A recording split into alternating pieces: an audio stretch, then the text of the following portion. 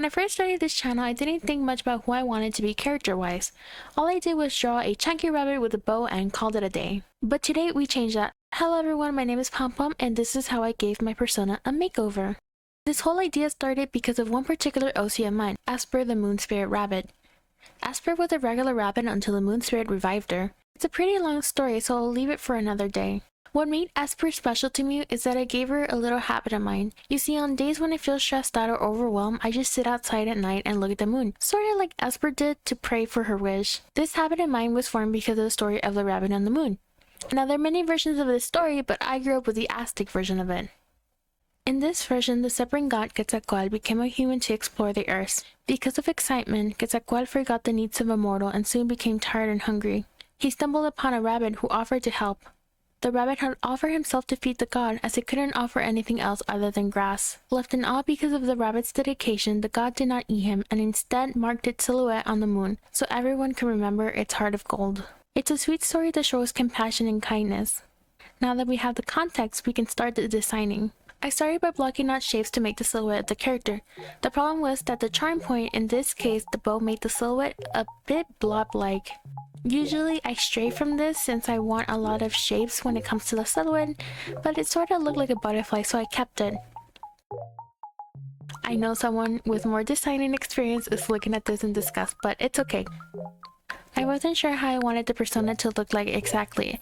I was just playing with the shapes to see if I can incorporate elements of Asper's design into mine without making it look too similar. The idea was to take the spot of the moon in Asper's story since I created her while the moon reversed her.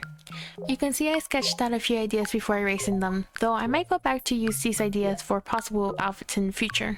I chose a couple of colors that I liked that lean more on the pastel side for a softer and playful look.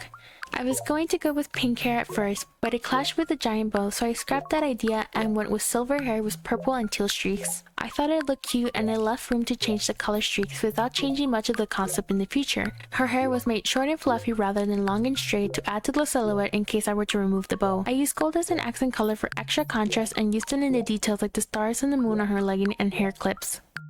I was really motivated and made another version. I was inspired by the duality of Sailor Moon and Queen Serenity. I liked the idea that Queen Serenity and Sailor Moon were the same person, but had their differences, especially in regards to maturity.